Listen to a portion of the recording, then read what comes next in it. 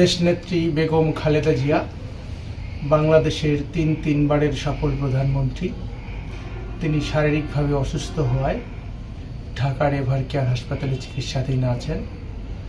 মহান সৃষ্টিকর্তার কাছে আমরা প্রার্থনা করি তিনি যেন তাকে দ্রুত সুস্থতা দান করেন এবং দেশের সেবায় আবারও তাকে নিযুক্ত করতে পারেন।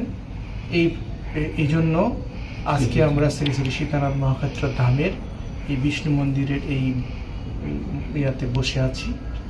আমরা 1 মিনিট নীরবতা পালন করব এবং এই নীরবতার সময় আমরা নিজ নিজ গুরুদেবের নাম স্মরণ করে ভগবানের কাছে, বিষ্ণুদেবের কাছে প্রার্থনা করব তিনি যেন দেশনেত্রী বেগম খালেদা জিয়াকে দ্রুত সুস্থ করে দেন।